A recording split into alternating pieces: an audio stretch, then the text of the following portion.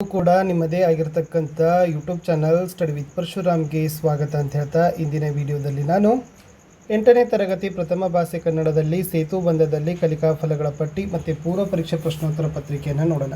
4ರಿಂದ 8ನೇ ತರಗತಿಗೆ ಎಲ್ಲ ವಿಷಯಗಳ ಸೇತುಬಂಧ ಪ್ರಶ್ನೆ ಪತ್ರಿಕೆಗಳು ಸಿಗ್ತವೆ. ಯಾರಿಗೆಲ್ಲ ಇಂಟ್ರೆಸ್ಟೆಡ್ ಇದೆ ಅನ್ನೋರು 9964050759 ಕೇವಲ ವಾಟ್ಸಪ್ಪಲ್ಲಿ ಮೆಸೇಜ್ ಮಾಡಿ ಅವುಗಳನ್ನು ಬೈ ಮಾಡ್ಬೋದು. ವಿಡಿಯೋನ ಲೈಕ್, ಶೇರ್ ಮತ್ತು ಸಬ್ಸ್ಕ್ರೈಬ್ ಮಾಡೋದನ್ನು ಮಾತ್ರ ಮರೆಯದಿರಿ.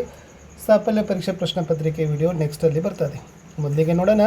2026-27ನೇ ಸಾಲಿನ ಸೇತುಬಂಧ ಕಾರ್ಯಕ್ರಮ 8ನೇ ತರಗತಿಯ FLN ಮತ್ತು ಅಪೇಕ್ಷಿತ ಕಲಿಕಾ ಫಲಗಳ ಪಟ್ಟಿ DSERT ಅವರು ಬಿಡುಗಡೆ ಮಾಡಿರ್ತಕ್ಕಂಥದ್ದು. ಫಸ್ಟ್ ಒನ್, ವಾಕ್ಯ ಅಥವಾ ಪ್ಯಾರವನ್ನು ಸರಾಗವಾಗಿ ಓದಿ ಅರ್ಥವನ್ನು ಹೇಳ್ತಾರೆ. ಓದಿದ ವಿಷಯವನ್ನು ಅರ್ಥೈಸಿಕೊಂಡು ಪ್ರಶ್ನೆಗೆ ಉತ್ತರವನ್ನು ಕೊಡ್ತಾರೆ. ಸರಳ ವಾಕ್ಯಗಳನ್ನು ಸ್ವತಃ ಬರೀತಾರೆ. ದಿನನಿತ್ಯ ಜೀವನದಲ್ಲಿ ಕನ್ನಡ ಭಾಷೆಯನ್ನು ಮಾತನಾಡ್ತಾರೆ ಮತ್ತು ಬಳಸ್ತಾರೆ. ವಿದ್ಯಾರ್ಥಿಗಳು ವಿವಿಧ ಸಾಹಿತ್ಯ ಪ್ರಕಾರಗಳಾದ ಕವನ, ಕಥೆ, ಲೇಖನ ಮತ್ತು ನಾಟಕಗಳನ್ನು ಆಲಿಸಿ ಹಾಗೂ ಅದರ ಅರ್ಥವನ್ನು ಗ್ರಹಿಸ್ತಾರೆ. ವಿದ್ಯಾರ್ಥಿಗಳು ತಾವು ಓದಿದ ಅಥವಾ ತಿಳಿದ ವಿಷಯ ವಸ್ತುವಿನ ಬಗ್ಗೆ ವೈಚಾರಿಕವಾಗಿ ವಿಮರ್ಶಿಸಿ ಏಕೆ, ಹೇಗೆ ಎಂಬ ಪ್ರಶ್ನೆಗಳ ಮೂಲಕ ವಿಷಯವನ್ನು ವಿಶ್ಲೇಷಿಸಿ ಮೌಖಿಕವಾಗಿ ಅಥವಾ ಸಮೂಹ ಚರ್ಚೆಯಲ್ಲಿ ತಮ್ಮ ಅಭಿಪ್ರಾಯವನ್ನು ವ್ಯಕ್ತಪಡಿಸ್ತಾರೆ. 7. ವಿದ್ಯಾರ್ಥಿಗಳು ಸ್ಥಳೀಯ ಸಾಮಾಜಿಕ ಮತ್ತು ಪ್ರಾಕೃತಿಕ ಸನ್ನಿವೇಶಗಳ ಅಂಶಗಳನ್ನು ವಿಶ್ಲೇಷಿಸಿ ಕಾರಣ ಪರಿಣಾಮ ಆಧಾರಿತವಾಗಿ ತಾರ್ಕಿಕ ಉತ್ತರಗಳನ್ನು ನೀಡ್ತಾರೆ. ಉದಾಹರಣೆ, ವರದಕ್ಷಿಣೆ ಪರಿಣಾಮಗಳು ಮತ್ತು ದುಷ್ಪರಿಣಾಮಗಳು. 8. ವಿದ್ಯಾರ್ಥಿಗಳು ಕತೆ ಹಾಗೂ ಕವಿತೆಗಳನ್ನು ಓದಿ ಅವುಗಳಲ್ಲಿನ ವರ್ಣನಾತ್ಮಕ ಹಾಗೂ ಭಾವನಾತ್ಮಕ ಬರವಣಿಗೆಯ ಶೈಲಿಯನ್ನು ಗುರುತಿಸಿ ಇತರರ ವಿಚಾರಗಳು, ಸಂಭಾಷಣೆಗಳು ಹಾಗೂ ತಮ್ಮ ಅನುಭವಗಳನ್ನು ತಮ್ಮದೇ ಶೈಲಿಯಲ್ಲಿ ಬರೀತಾರೆ. 9. ವಿದ್ಯಾರ್ಥಿಗಳು ಸಮಾಜ ಮತ್ತು ಸಂವಿಧಾನಾತ್ಮಕ ಅಂಶಗಳಿಗೆ ಸಂಬಂಧಿಸಿದ ವಿಷಯಗಳ ಕುರಿತು ತಾರ್ಕಿಕ ಅಭಿಪ್ರಾಯವನ್ನು ಬರವಣಿಗೆ ಮೂಲಕ ವ್ಯಕ್ತಪಡಿಸಿ ಭಿತ್ತಿ ಪತ್ರಿಕೆಯಲ್ಲಿನ 5 ತುಣುಕುಗಳನ್ನು ವಿಶ್ಲೇಷಣೆ ಮಾಡ್ತಾರೆ ಅನ್ನೋದು 9 ಕಲಿಕಾ ಫಲಗಳಿದ್ದಾವೆ. ಈ 9 ಕಲಿಕಾ ಫಲಗಳನ್ನು ನಾವೇನು ಮಾಡಿದ್ದಾರೆ, ಪ್ರಶ್ನಾವಾರು ಹಂಚಿಕೆಯನ್ನು ಮಾಡಿದ್ದಾರೆ. ಅಂದರೆ ಎಲ್ಲ ಕಲಿಕಾ ಫಲಕ್ಕೆ ಒಂದೊಂದಿದೆ. ಲಾಸ್ಟ್ 8ನೇ ಕಲಿಕಾ ಫಲಕ್ಕೆ ಮಾತ್ರ 2 ಪ್ರಶ್ನೆಗಳಂತೆ ನಾವೇನು ಮಾಡಿದ್ದೀವಿ, ಪ್ರಶ್ನೆಗಳನ್ನು ಹಾಕಿ ಒಂದು ಪೂರ್ವ ಪರೀಕ್ಷಾ ಪ್ರಶ್ನೆ ಪತ್ರಿಕೆಯಲ್ಲಿ ವಿಶೇಷವಾಗಿ LBA ಪ್ರಶ್ನೆಗಳು ಆಮೇಲೆ ಟೆಕ್ಸ್ಟ್ ಬುಕ್ಗಳನ್ನೇ ಯೂಸ್ ಮಾಡಿ ನಾವು ಪ್ರಶ್ನೆಗಳನ್ನು ಇಲ್ಲಿ ಪ್ರಿಪೇರನ್ನು ಮಾಡಿರ್ತಕ್ಕಂಥದ್ದು. ಇದು ಪ್ರಶ್ನೆ ಪತ್ರಿಕೆ ಪೇಜ್ ಇತ್ತು. ಸೊ ಡೈರೆಕ್ಟಾಗಿ ಕೀ ಆನ್ಸರ್ ಪೇಜ್ಗೆ ಬರ್ತೀನಿ.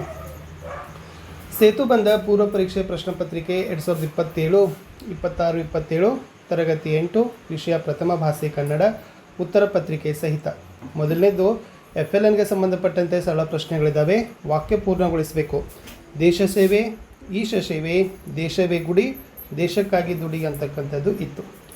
ಸೆಕೆಂಡ್ ಕ್ವಶನ್, ಪುಟ್ಟಜ್ಜಿ ಹೇಳಿದ ತರಾವರಿ ಕಥೆಗಳನ್ನು ಹೆಸರಿಸಿ ಅಂತ ಕೇಳಿದ್ದಾರೆ. ಅಲ್ಲಿ ತಮಾಷೆ ಕತೆ, ಪುಟಾಣಿ ಕತೆ, ಸಣ್ಣ ಕತೆ, ದೊಡ್ಡ ಕತೆ ಮತ್ತು ಹಾಡುಗತೆ ಅನ್ನೋದನ್ನು ಬರಿಬಹುದು. ಪ್ರಶ್ನೆ 3, ಹಳ್ಳಿಯ ಜೀವನ ನಗರ ಜೀವನಕ್ಕಿಂತ ಉತ್ತಮವಾದದ್ದು ಹೇಗೆಂದು ಸಮರ್ಥಿಸಿ ಅಂತ ಇತ್ತು. ಇಲ್ಲಿ ಶುದ್ಧ ವಾತಾವರಣ ಇರ್ತದೆ, ಶಾಂತಿಯುತವಾದ ಜೀವನ, ಪ್ರಕೃತಿಯ ಸಮೀಪ, ಆರೋಗ್ಯಕರ ಆಹಾರ, ಒಗ್ಗಟ್ಟು ಮತ್ತು ಸಹಕಾರ ಇವೆಲ್ಲ ಅಂಶಗಳಿರೋದ್ರಿಂದ ನಾವೇನು ಹೇಳ್ಬೋದು, ಹಳ್ಳಿಯ ಜೀವನ ನಗರ ಜೀವನಕ್ಕಿಂತ ಉತ್ತಮವಾದದ್ದೇ ಅನ್ನೋದನ್ನು ಇಲ್ಲಿ ಬ್ರೀಫಾಗಿ ನೀವೇನು ಮಾಡ್ಬೋದು, ಸಂಕ್ಷಿಪ್ತವಾಗಿ ವಿಶ್ಲೇಷಣೆಯನ್ನು ಕೊಡಬಹುದು. ಮತ್ತು ಖರ್ಚು ಕಡಿಮೆ ಅಂತಲೂ ಕೂಡ ಕೊಟ್ಟಿದ್ದಾರೆ. ಓಕೆನಾ. ಇನ್ನು 4ನೇ ಪ್ರಶ್ನೆ, ಪದಬಂಧ ಪೂರ್ಣಗೊಳಿಸಿ ಅಂತ ಕೇಳಿದರು. ಫಸ್ಟ್ ಇದೆ ನೋಡಿ, ಮೇಲಿನಿಂದ ಕೆಳಕೆಯಲ್ಲಿ ಬಳೆ ಮಾರುವವನು ಬಳೆಗಾರ. ಸೆಕೆಂಡ್, ಜನಸಾಮಾನ್ಯರಿಗೆ ಸಂಬಂಧಿಸಿದ್ದು ಅಂತ ಕೇಳಿದ್ದಾರೆ. ಸೊ ಜನಪದ. ಇದು ದಕ್ಷಿಣದ ದಿಕ್ಕು ಅಂತ ಇದೆ, ಇದು ತೆಂಕನ ಅಂತ ಬರ್ತದೆ. ಇನ್ನು ಎಡದಿಂದ ಬಲಕ್ಕೆ ದಾಳಗಳನ್ನು ಬಳಸಿ ಆಡುವ ಆಟ ಅಂತ ಕೇಳಿದ್ದಾರೆ. ಸೊ 4th ಒನ್ ಪಗಡೆ. ಇನ್ನು ಕಲ್ಪವೃಕ್ಷವಿದ್ದು ಅಂತ ಕೇಳಿದ್ದಾರೆ. 5th ಒನ್ ತೆಂಗಿನ ಮರ. ಓಕೆ. ಇನ್ನು ಲಾಸ್ಟ್ ಇತ್ತು ಕಬ್ಬಿನ ರಸ ತೆಗೆಯುವುದು ಅಂತ ಕೇಳಿದರು, ಗಾನ ಅನ್ನೋದನ್ನು ಇತ್ತು. ಈ ಪದಬಂಧ ಕೂಡ ಅಂದರೆ ಮೊದಲ 4 ಪ್ರಶ್ನೆಗಳನ್ನು ನಾವು FLNದವರಿಗಾಗಿಯೇ ಏನು ಮಾಡಿತ್ತು, ಬಳಕೆಯನ್ನು ಮಾಡಿತ್ತು. ಕೆಳಗಿನ ಪದ್ಯದ ಸಾರಾಂಶವನ್ನು ಬರೀಬೇಕು. ಆಲೆ ಆಡುತ್ತಾವೆ, ಗಾನ ತಿರುಗುತ್ತಾವೆ, ನವಿಲು ಸಾರಂಗ ನಲಿತಾವೆ ಬಳೆಗಾರ, ಅದೇ ಕಾನಿ ನನ್ನ ತವರೂರ, ಮುತ್ತೈದೆ ಎಲೆ ಹೆಣ್ಣೆ ತೋರು ಬಾರಿ ತವರೂರ. ಸೊ ಉತ್ತರ, ತವರು ಮನೆಗೆ ಹೋಗುವ ದಾರಿಯಲ್ಲಿ ಆಲೆಮನೆ ಇದೆ, ಅಲ್ಲಿ ಕಬ್ಬಿಣದಿಂದ ರಸ ತೆಗೆಯುವ ಗಾನ ತಿರುಗುತ್ತದೆ, ನವಿಲು ಮತ್ತು ಸಾರಂಗಗಳು ನೆಲಿತಿರುತ್ತವೆ, ಅದೇ ನನ್ನ ತವರೂರು ಎಂದು ಮುತ್ತೈದೆಯು ಬೆಳೆಗಾರನಿಗೆ ತನ್ನ ತವರು ಮನೆಗೆ ಹೋಗಲು ಗುರುತುಗಳನ್ನು ಹೇಳುತ್ತಾಳೆ. ಆದರೆ ಬಳೆಗಾರ, ನಿನಗೆ ನಿನ್ನ ತವರೂರು ಗುರುತು ಸಿಗುತ್ತಿಲ್ಲ, ನೀನೇ ಬಂದು ತೋರಿಸು ಎಂದು ಮುತ್ತೈದೆ ಹೆಣ್ಣನ್ನು ಕೇಳ್ತಾನೆ ಅನ್ನೋದು ಇತ್ತು. ಪ್ರಶ್ನೆ 6, ರೈತ ಅನ್ನದಾತ ನಮಗೆಲ್ಲ ಉಪಕಾರಿ, ಈ ಮಾತಿಗೆ ಸಮರ್ಥನೆ ಮಾಡಿ ಅಂತ ಕೇಳಿದ್ದಾರೆ. ಹೌದು, ರೈತ ಅನ್ನದಾತ, ನಮಗೆಲ್ಲ ಉಪಕಾರಿ. ರೈತ ಕಷ್ಟಪಟ್ಟು ಬೇಸಾಯ ಮಾಡಿ ಬೆಳೆ ಬೆಳೆಯದಿದ್ದರೆ ನಮಗೆಲ್ಲ ಆಹಾರವಿಲ್ಲದೆ ಜೀವನ ನಿರ್ವಹಣೆ ಬಹಳ ಕಷ್ಟ ಆಗ್ತದೆ. ವ್ಯವಸಾಯ ಮೊಳೆಯೊಡನಾಡುವ ಜೂಜಾಟವಾಗಿದ್ದರೂ ರೈತ ಅದನ್ನೆಲ್ಲ ಸಹಿಸಿಕೊಂಡು ನಮಗೆಲ್ಲ ಅನ್ನ ನೀಡುವ ಅನ್ನದಾತನಾಗಿದ್ದಾನೆ. ಅಂತಹ ಅನ್ನದಾತನನ್ನು ನಾವೆಲ್ಲ ಗೌರವಿಸಬೇಕು ಅಂತ ಇದೆ. ಮಕ್ಕಳ ಒಂದು ವಾಕ್ಯಗಳನ್ನು ಅಭಿವ್ಯಕ್ತಿ, ಆಲೋಚನೆ, ಸೃಜನಾತ್ಮಕತೆಗೆ ಕೂಡ ನೋಡಿ ಗ್ರೇಡಿಂಗ್ಗಳನ್ನು ಮಾಡ್ತಾರೆ.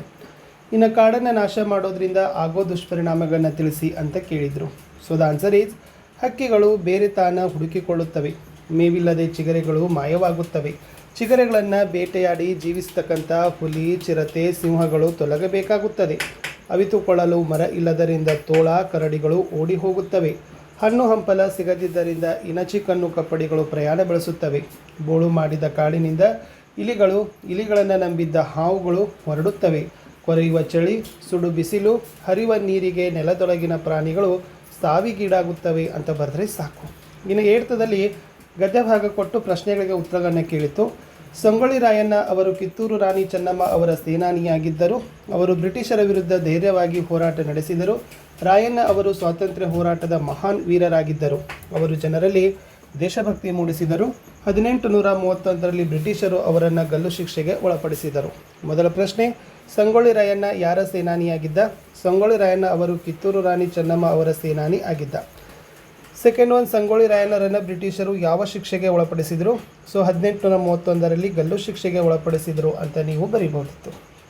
ಪ್ರಶ್ನೆ 9, ಪದ್ಯಭಾಗವನ್ನು ಓದಿ. ಸೊ 2 ಪ್ರಶ್ನೆಗಳಿಗೆ ಉತ್ತರಗಳನ್ನು ಕೊಡಬೇಕಿತ್ತು.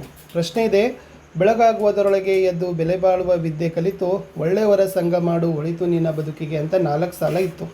ಪ್ರಶ್ನೆ, ಬೆಳಗ್ಗೆ ಎದ್ದು ಏನು ಕಲಿಯಬೇಕು ಎಂದು ಪದ್ಯದಲ್ಲಿ ಹೇಳಲಾಗಿದೆ ಅಂತ ಕೇಳಿದರೆ, ಬೆಳಗ್ಗೆ ಎದ್ದು ವಿದ್ಯೆ ಕಲಿಯಬೇಕು ಎಂದು ಪದ್ಯದಲ್ಲಿ ಹೇಳಲಾಗಿದೆ.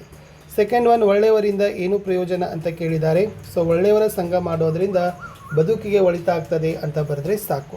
ಲಾಸ್ಟ್ ಒನ್, ಭಿತ್ತಿಪತ್ರವನ್ನು ವೀಕ್ಷಣೆ ಮಾಡಿ ನಿಮ್ಮದೇ ಅಭಿಪ್ರಾಯಗಳನ್ನು ಬರೀರಿ ಅಂತ ಕೇಳಿದರು. ಇಲ್ಲೆಲ್ಲ ಕೊಟ್ಟಿದ್ದಾರೆ. ಸೊ ಇದನ್ನು ಸಿಂಪಲ್ಲಾಗಿ ಬರಿಬೋದು. ಈ ಭಿತ್ತಿಪತ್ರ ಆರೋಗ್ಯ ಮತ್ತು ಕುಟುಂಬ ಇಲಾಖೆಗೆ ಸಂಬಂಧಪಟ್ಟಿರ್ತಕ್ಕಂಥದ್ದಿದೆ. ರಕ್ತದಾನ ಮಾಡಲು ಜನರಲ್ಲಿ ಜಾಗೃತಿಯನ್ನು ಮೂಡಿಸುತ್ತಿದ್ದಾರೆ. ರಕ್ತದಾನ ಮಾಡುವುದರಿಂದ ಹಲವು ಪ್ರಯೋಜನಗಳನ್ನು ತಿಳಿಸಿದ್ದಾರೆ. ಸೊ ಇದರಲ್ಲಿ ರಕ್ತದಾನದ ಬಗ್ಗೆ ಪ್ರತಿ ವರ್ಷ ಜೂನ್ 14ರಂದು ವಿಶ್ವ ರಕ್ತದಾನಿಗಳ ದಿನಾಚರಣೆ ಆಚರಣೆ ಮಾಡ್ತಾರೆ. ಹೆಣ್ಣು ಮತ್ತು ಗಂಡು ಭೇದವಿಲ್ಲದೆ 18ರಿಂದ 65 ವರ್ಷದೊಳಗಿನ ಪ್ರತಿಯೊಬ್ಬರೂ ಆರೋಗ್ಯವಂತ ವ್ಯಕ್ತಿ ರಕ್ತದಾನ ಮಾಡಬಹುದು. ರಕ್ತದಾನಿ ದೇಹದ ತೂಕ 45 kgಗಿಂತ ಹೆಚ್ಚಿರಬೇಕು.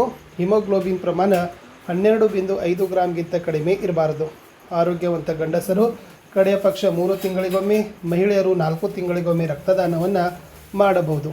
ಸೊ ಇದನ್ನು ಹೆಚ್ಚಿನ ಮಾಹಿತಿಗಾಗಿ 104ಕ್ಕೆ ಕರೆ ಮಾಡಲಿಕ್ಕೆ ಈ ಭಿತ್ತಿಪತ್ರದಲ್ಲಿ ಏನು ಮಾಡಿದ್ದಾರಪ್ಪ ಅಂತಂದರೆ ಕೊಟ್ಟಿದ್ದಾರೆ.